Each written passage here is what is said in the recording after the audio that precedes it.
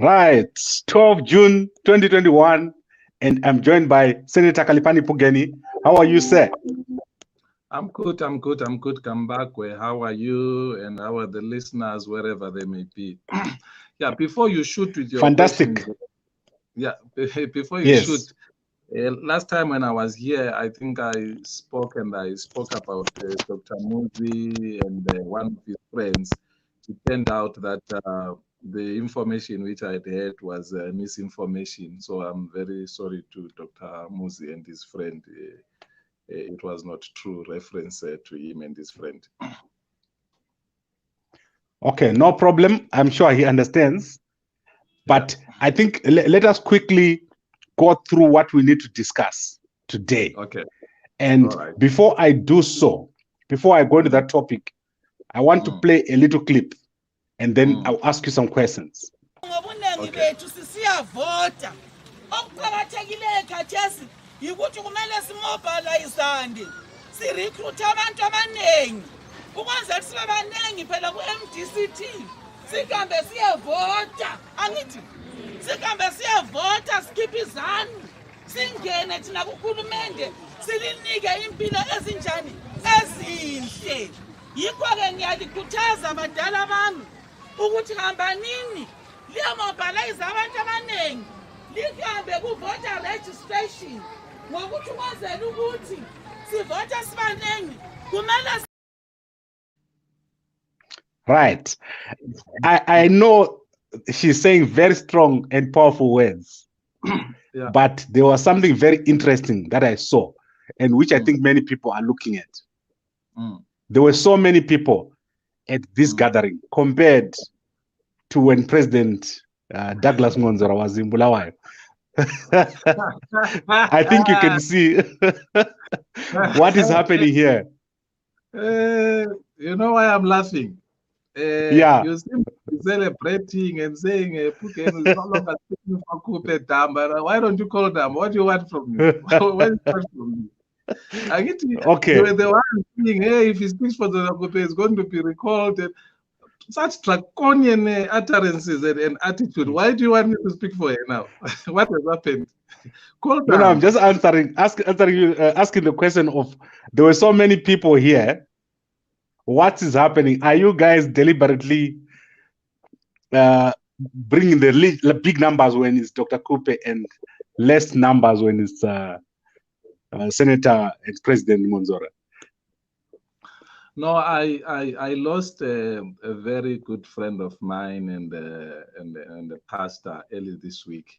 So today I was attending his memorial service, and it was very moving. So you will appreciate that there was no one from anywhere else except in Njube. That was in Njube Lopengula. That was a district. Yes.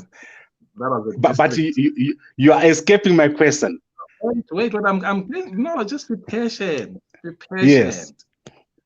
And it's one of the smallest districts in the province. What we are getting there is people that are hungry for their leadership. I know because I listen to you and sometimes our good friend Jonas, and I appreciate that you guys are in the diaspora. You are not in the ground. You don't know what is happening, so it makes good TV. I am on the ground.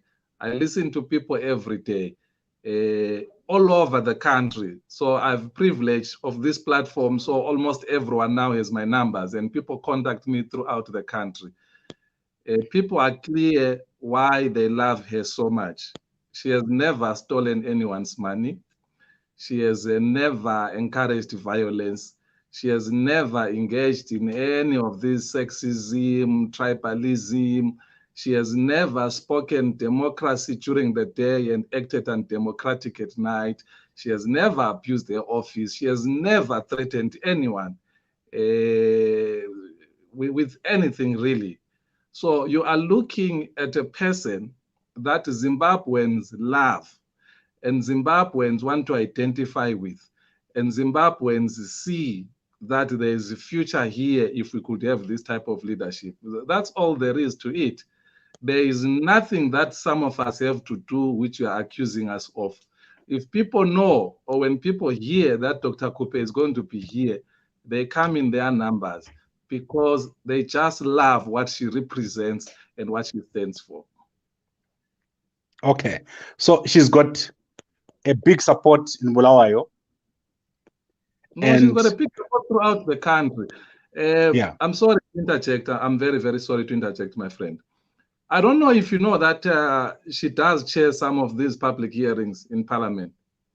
And I get Yes, feedback I do. because I've never been into the same committee with her. And I get feedback from people all over the country saying, Madam was here, she was chairing. It was so nice to see her. You saw what happened in Johannesburg when she came for PAP. Structures came there, wanted to see her, and you saw the numbers that were there with her. That also happens as she goes around in these parliamentary committees throughout the country, Kambako. It's just that the Lopengula Njube member of parliament, Honorable Banda, invited her to come.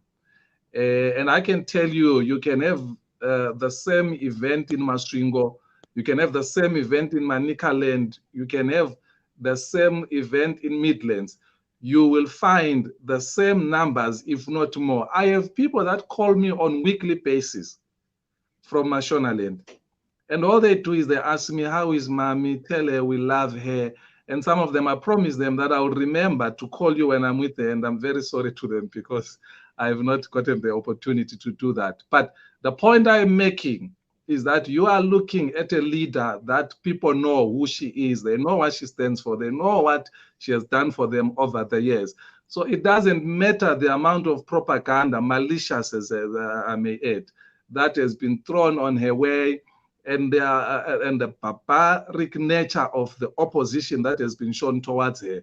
It doesn't matter as well that there's been this campaign that it would seem as if you were also pushing that she must not even be allowed to ask for somebody to give agency to her and magnify her voice and her work. But people still love her. People still know her. So she does not need a Phugeni or anyone for that matter to mobilize or do things for her. Okay. There's also something very striking in her speech. I listened to 2 parts of her speech, and she never mentioned the name of the President Monzora. Is this her own campaign? Is this a party campaign? What is happening? She did say it in that campaign that she is mobilizing people to go and vote, those that were there, and they must make sure that everyone, maybe not go and vote, go and register to vote. And everyone within their spheres of influence must be mobilized towards the same goal, go and register to vote. That was Honorable Banda's campaign to encourage his constituency that his people must go and register to vote. So we were not there to magnify anyone's name or whatever you may think, or fight against anyone or campaign or whatsoever. Campaigning, yes, it was campaigning for the people to go and register to vote so that when the opportunity comes, they vote for MDC-T. Okay, the next video that I want to play, I don't know about the sound, but I'm just going to attempt to play it. And then I'm going to ask you another question. Yeah, that's fine. Ngeni uchiramba zvinonge zvaitwa naMwari. Bhaibheri rinoti madzimambo anogadzwa naMwari. Paona uchipikisa zvabvumwa naMwari une dhimoni. Pamene president ndichivani. Hapana dunhu risina vene vanhu. Dunhu rina vene vakuru. Hapana nyika isina vakuru. Pakati pevakuru pano mukuru. Saka muZimbabwe muno medu muno umambo hwevanhu veZimbabwe. Kubva generation after generation tina madzimambo edu. Saka iko zvino izvi tinenge tichida kuti tibatane.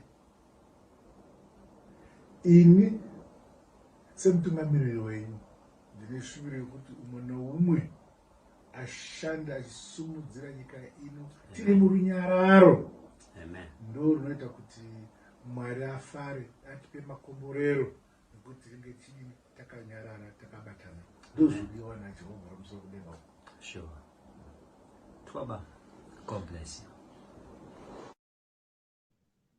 Right.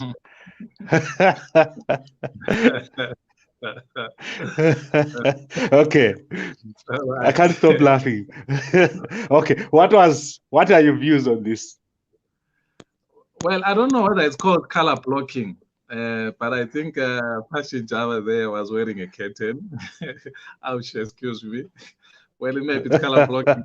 I don't know. But you must give it up to whoever is dressing HE. I think he was on top of it. That suit and the shirt and the tie, it came up so well. One thing that I must give it to him is that he is accessible. I know that if you eventually come to Zimbabwe, as you've been threatening, and you have cause to see him, of course there will be gatekeepers here and there, but I'm sure that if he gets to know about it, he will give you that access. So he is accessible. I'll give you that to him. But I think is a narrow application or interpretation of the text. The text does not ban, to the extent that they meant that there shouldn't be opposition politics in Zimbabwe, they are wrong. The text doesn't say there shouldn't be opposition, because opposition is good. Actually, it actually makes him do his job to the best of his ability. Because remember, power corrupts, and ultimate power corrupts, ultimate or absolute power corrupt absolutely. It doesn't matter. I'm not attaching names. So opposition is good for the country. It's good for democracy. It's also good for HE. But if they were referring to those who are unreasonable opposed to the government, yes, they are correct. Because even as we oppose, as I've always said, we ought to be able to disagree without being disagreeable. But yeah, I think he's the mere fact that he is accessible, and they seem to have struck some chemistry with Java there, Passion, and it's probably working for him. That's what we also need to be doing. But I'm glad you've also spoken about what Dr. Khuphe did earlier on. During the week, there was Chamisa. Please, come on, let's not ignore that. Let us not ignore that. You saw what happened. You saw what happened. The man was mobbed there. And my fear is that a lot of you guys are writing the opposition off, and it's too early. So I think what we probably need to do is we probably need to appreciate whoever is doing well or is doing better. In that way, you'll find that even as we are opposing in terms of like ideology and probably interest, but when it comes to Zimbabwe, we converge, because Chamisa is Zimbabwean, Dr. Khuphe is Zimbabwean, and indeed HE is also Zimbabwean, and the president for that matter. So I'm simply saying these are interesting times. Maybe bring it on. Let's have the by-elections right now. Why not? Okay, I want to unpack what you just said, and I want to start where you began, that the president is very accessible. And I think it's true. He's very accessible. Also, Passion Java, very, very well-liked person. He is very hardworking. He loves Zimbabwe very much. He just flew from the United States last week. He flew out and in, very taxing, away from his family. I think he's doing also a great job, and also vice president of the AAG. Now, let's go to the accessibility of the president. There was a tweet yesterday. Wait, so him flying in and out, how does that translate to him loving Zimbabwe so much? Well, some of us cannot live where we live to go to Zimbabwe and do what Java is doing over many months and leaving their families and their businesses. Paid, come back with, come on, my friend. He's probably paid handsomely for it. It's called PR. You are involved. I don't think so. I don't think Java is getting paid. for this work that he's doing. I think he is. Yes, I don't think so. I personally met. So don't say he loves Zimbabwe. Say he loves ZANU or he loves HE. What I don't understand is how is what he's doing love for Zimbabwe? That's what I don't understand. Java has got a life in the United States. If he wanted, he could easily just stay in America, and you do very well. But he is one person that is bringing himself to become a vice president of AAG. Next month, he's going to be in South Africa, in the UK, and in the United States. I've seen posters where they're going to be promoting the AAG. AAG is the body that has brought out, including the biggest business people in Zimbabwe. They came from the AAG. No, man. And I'm happy. I'm happy we're having this conversation and in a dignified manner. AAG is an arm of ZANU PF. Let us just be frank about it. You had this guy about 2-3 weeks ago there in South Africa. You remember? I think it's Moyo or whatever. You remember? And he was clear. I mean, if you wanted evidence that AAG has identified, or has it has identified itself with ZANU, exclusively with ZANU, you did not doubt anymore after his tour of South Africa. So maybe the point I'm making is I have no problem with that Passion is doing. It's working, but I'm just saying let's identify who it's working for. It's working very well for HE. It's working very well for ZANU. It's not necessarily a bad thing. They are doing well. They've found out what could work for them and who could assist them, and they found their men. I'm just challenging this notion that what he's doing translates to love for Zimbabwe. No, I don't think so. Okay, I think let's agree to disagree. And then let's move to the point I wanted to make about the accessibility of the president. I want to come back there because there was a tweet, I think it was Hudson Soul TV, that said president of the MDC-T, Senator Ngonzora, has met with President Mnangagwa. I think that was yesterday or Friday night. Do you have any information on that? No, I don't have any information. I must be honest with you. And this, which I'm about to say, I'm saying it so that your listeners don't move out of here thinking Phugeni is obfuscating or is hiding certain information. I am in the blank. When I tried to inquire, I was told that at the appropriate time and place, I'll be given more information. So the media knew it first than me and some of my colleagues, and so I'm really in the dark. So you are better off trying to find out from other people, not me. I really have no information whatsoever.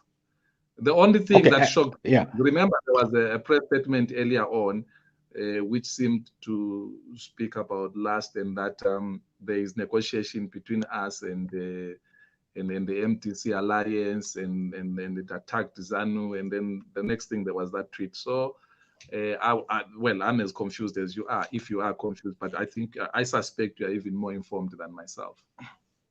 Yes, I have inquired. I've asked all the appropriate people within the team of President Ngonzora, and unfortunately no one wants to say yes or no, which makes it very strange for me. And obviously it would be strange if the meeting took place and Java's meeting is publicized, but Senator Ngonzora's meeting is not publicized. That would obviously be a big problem. What would you say if that meeting took place? No, but I think you know, and you know the reasons why I've made a decision that I will never comment about Honorable Ngonzora. I think you know why I refuse to comment. It has nothing to do with why other people won't tell you. I've already told you I know nothing. I do have views, but I think you know, and I think your audience know why I wouldn't even go there. You have reported about it and all those things. It's very unhealthy for me. It's very unhealthy even for the country and everything. So I won't sacrifice myself basically for the abuse that I have suffered in the past. So I am better off not saying a word. Let me just stay out of it. I'll keep my views for my shower, when I'm bathing, or when we meet privately off the record. I can tell you, as I tell you some of the things, what I think and what's going to happen. But publicly, I will never comment. So maybe you might even spare our viewers, you know, because if you ask me these questions, especially about Honorable Monzo, you know I'm not going to answer. You know that. So don't, maybe going forward, don't even ask me about any question that relates to him. You can ask me about HE, you can ask me about John, you can ask me about anyone. But once it comes to Honorable Monzo, just don't ask me for the reasons you know and that the public knows.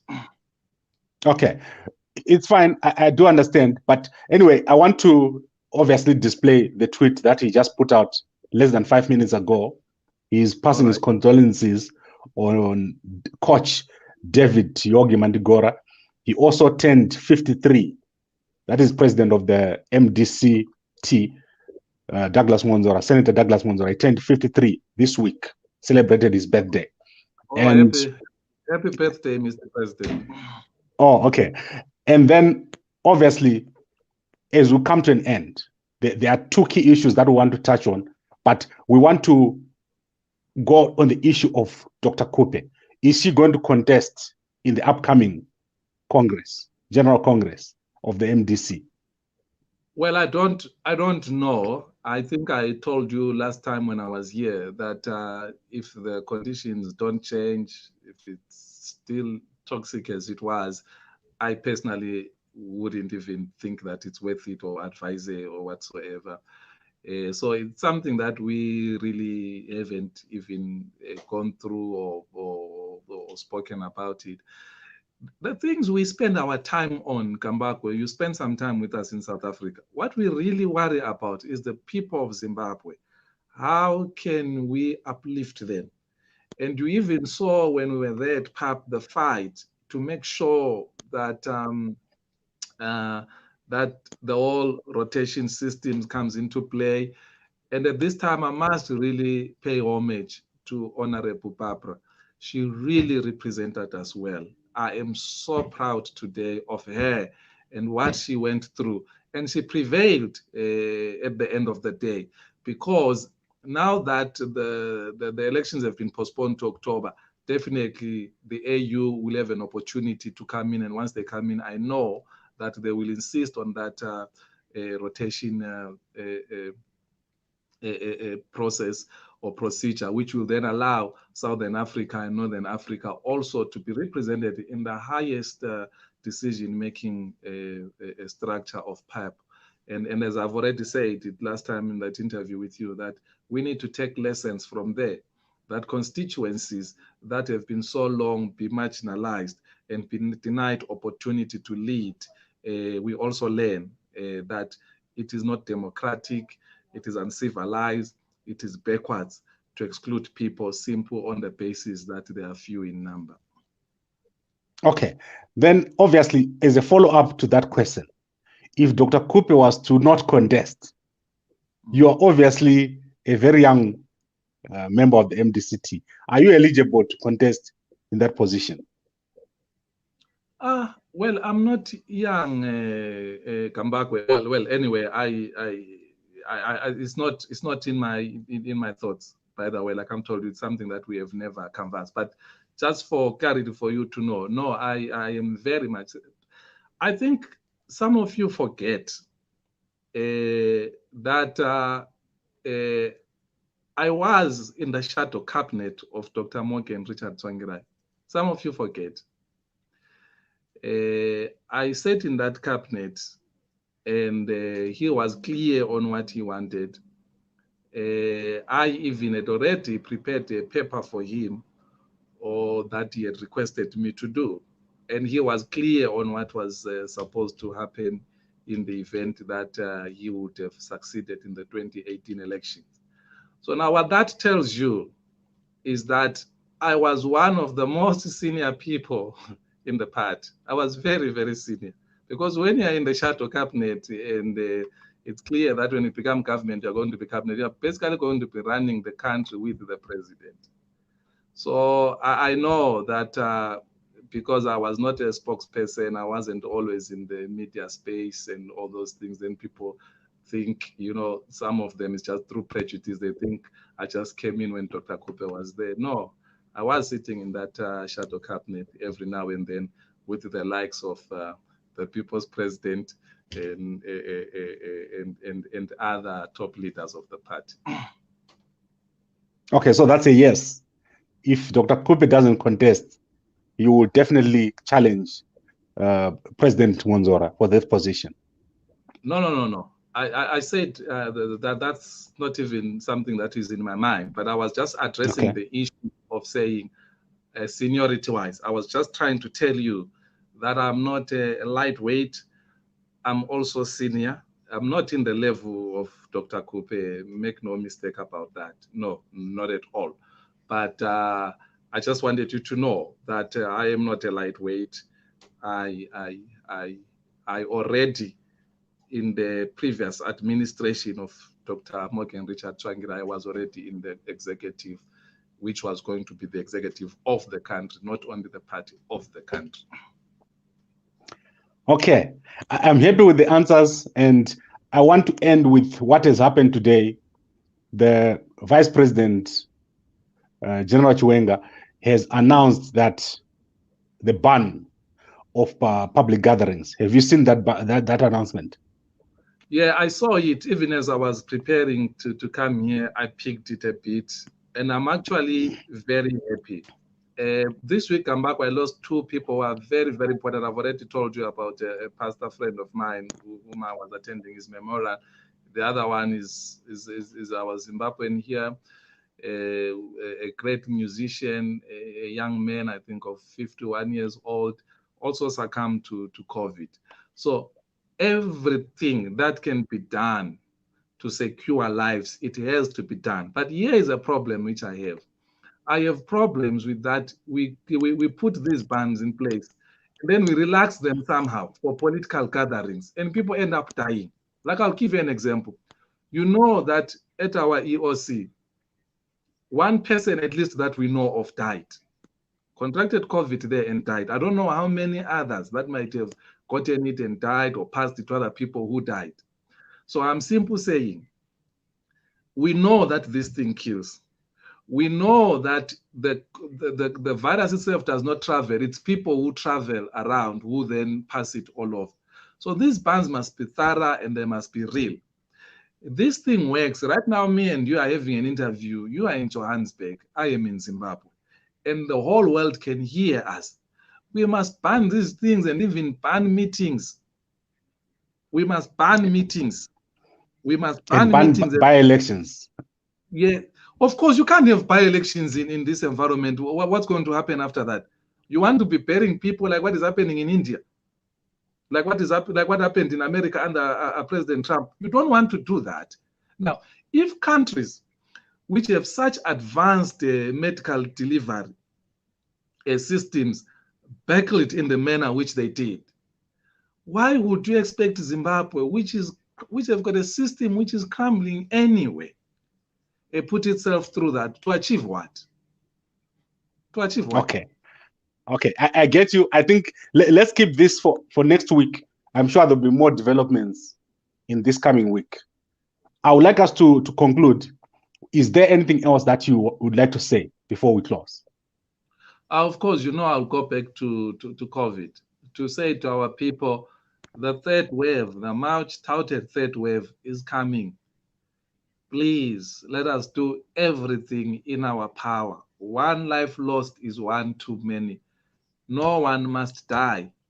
I am happy that President Biden announced that he is donating 500 million vaccines to the world. And it's not America which is going to control it. So you can't say, well, we have a problem with America. It's going to go to the global administrative system of these vaccines. And he is at the G7 right now. He's going to challenge other G7 leaders to also follow suit. So we just have to hold on there. I'm sure by the end of 2022, we'll have most of our people being vaccinated. And we can go back to life as we have always known it to be. So every effort must be deployed out there to make sure that this virus does not pass from one person to the other. And I appeal to young people, stop this moving around everywhere, and then claim you love your parents, go to your parents and pass this thing to them. And then we know what then follows. I speak like this. I have gone through COVID. It didn't mess me up physically compared to what it did emotional, because as I was still in my 2 weeks period, I hear that so-and-so has succumbed to COVID. So it messes you up mentally. But those that I have spoken to who suffered physically, you don't wish it upon your worst enemy. We can't defeat this. How do we defeat it, Kambako? We defeat it by minimizing movement. By minimizing movement, especially unnecessary movement. But if at all we will eventually have to go to lockdowns and whatsoever, I really want to stress that we must make it a point that the vulnerable don't become worse off. You know, there are people who are collecting their medication, they can't anymore. When they get to roadblocks, letters are needed of them where they now have to unwittingly disclose their medical condition, all those things. So the government must look into all of those things, forced disclosures and all those. They must really look into all of those things. And people who are self-sustaining in terms of like selling here in town and all those things, once you go on lockdown, that cannot happen. So you're creating another a pandemic, which is now hunger and some social ills. So we really, really have to make sure that it does not get there. How do we make sure of that? That unnecessary parties and gatherings and super spreaders do not happen. Right, Senator Khaliphani Phugeni, I really enjoyed talking to you, and I hope that as these months progress, everything will develop. I'm sure this COVID is going to affect a lot of political activities. So you, as someone who got into Senate through the recalls, you're probably going to finish this term without being challenged or without any changes to your status as a senator. Are you preparing? I know I'm asking you an additional question here. Are you ready to contest, and are you measuring your strength? Well, I'm happy because me and you sometimes have private chats which the public is not privy to. So you are one person that can actually say, no, you're lying now, and all those things. You would remember that when I became a senator, I had already spoken to you privately. I wanted to step down from my spokesperson's positions and all those things after the court judgment because I was going basically abroad. I had other opportunities to pursue there. And you and other people convinced me why Zimbabwe needs me right now. And so I got here not because I needed to for myself and my family. I got here because I got convinced that there are people who think that I have value to add. And even as I speak to you now, you are aware how much, before I came for this interview, I actually got another message from other people saying they want to talk to me because they think that I have a big role to play going forward in the country. I said, well, I'll call you after the interview. What am I saying to you, Kambakwe? I'm saying to you, I am not obsessed. I see some other people, he's not coming back and whatsoever. If I don't come back, guess what? Advantage my family, lost to most of the people whom I represent. But I can tell you that the majority in Bulawayo, and I know I speak for the majority in Bulawayo, they are very happy, not only in Bulawayo, but even across the country, as you saw after the minister attacked me in parliament, where even people in my shoulder were writing and saying, Phugeni is our spokesperson. So I'm not too obsessed with that. I'm also a strong believer, Kambakwe, that my path is guided or my feet are guided. So I really don't think deep around these things. Where the Lord leads, I will follow. If I'm done with my work of representing people, I'll be very much happy to pursue other interests, which I'm very much capable of, and I thank God for that. But if there's still work for me to do, I will stay. But to answer you, no, there's nothing. There's nothing on the ground. There's nothing that says Phugeni wants to put this in place so that he is back. No. Oh, let me finish this way. And this thought just came to me. When I was a kid, I always wondered why presidents in particular, of course I was a kid, so I think now I should have refined it to politicians. I always wondered why presidents who have had an opportunity to serve first term invest so much in campaigning, because I would have thought that your work will campaign for you. So that is exactly where I am, Kambakwe. I think I've had an opportunity to serve in the Senate. There is work that I'm doing there.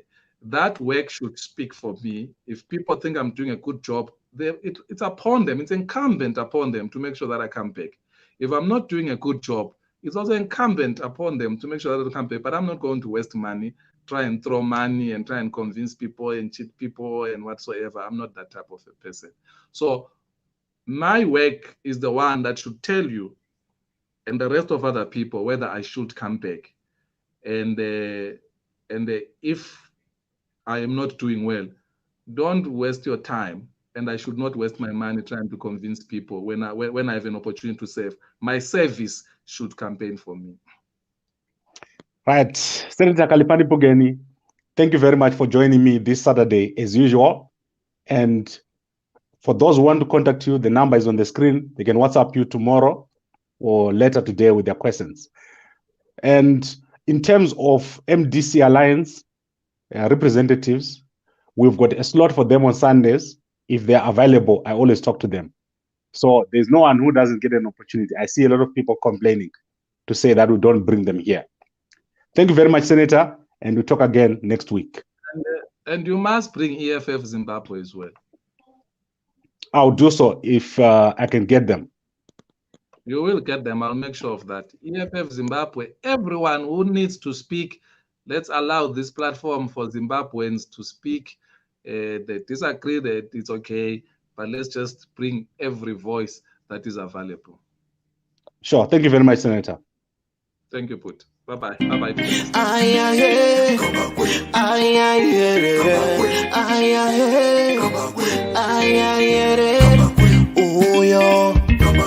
Uko kuno apo pano mamuona kere